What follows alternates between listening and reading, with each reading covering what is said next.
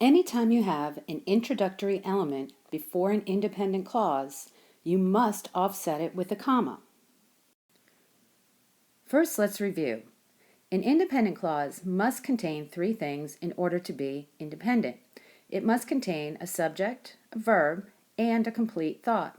If any of these three elements are missing, you do not have an independent clause.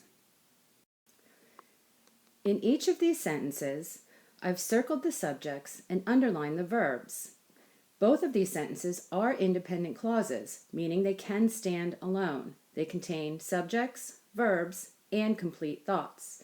In the first sentence, neither of the dresses looks good with the shoes. Neither is our subject. In case you are wondering why dresses isn't our subject, it's because of the dresses is a prepositional phrase, and your subject can never be part of a prepositional phrase. Next, our verb looks, okay? Looks is our verb, and we have a complete thought. Neither of the dresses looks good with the shoes. In the next sentence, the bus was late this morning. Bus is our subject, and was is our verb. When a clause is missing a complete thought, it's called a dependent clause. Now, a dependent clause can get a little tricky because it looks like a sentence.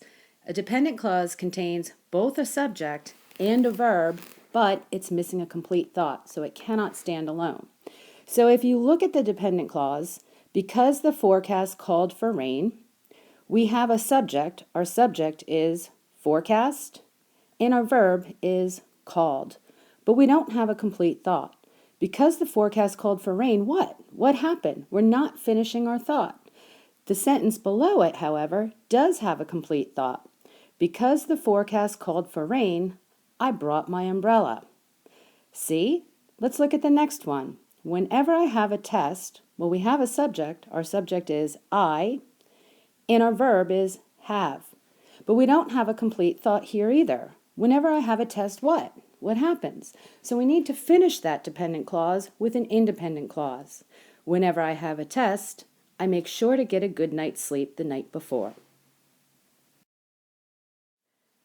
Now let's look at the introductory elements. You can have a single word introductory element, you can have a phrase introductory element, or you can have a dependent clause introductory element. In the first sentence, we have a single word that comes before our independent clause, so we need to put a comma after it. Surprisingly, that's our introductory element, comma, I woke up without an alarm. In the next sentence, we have a phrase that comes before our independent clause. After the storm, comma, I went outside to assess the damage. And finally, in the last sentence, we have a dependent clause that comes before or introduces an independent clause. Because I studied for the test, comma, I got an A.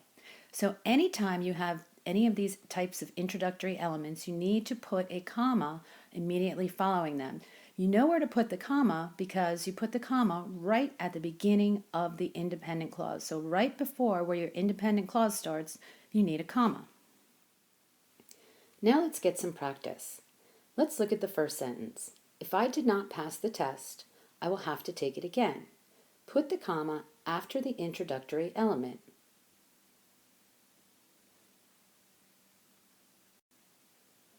If you put the comma after test, you're correct. If I did not pass the test is an introductory dependent clause.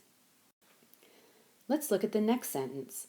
On the horizon, the boat gently bobbed up and down on the calm ocean waves.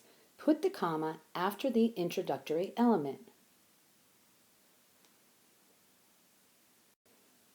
If you put the comma after horizon, you're correct. On the horizon is an introductory phrase. Let's look at the next one. Fortunately, the woman was not injured when she lost her balance and fell off the curb. Put the comma after the introductory element.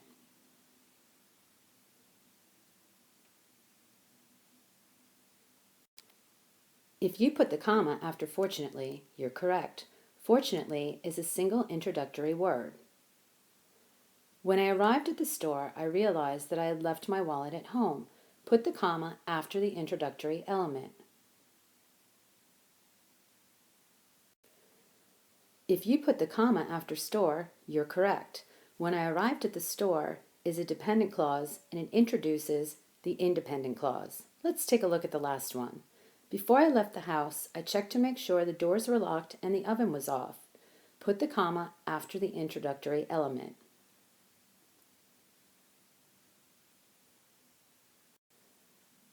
If you put the comma after house, you're correct. Before I left the house is a dependent clause introducing an independent clause.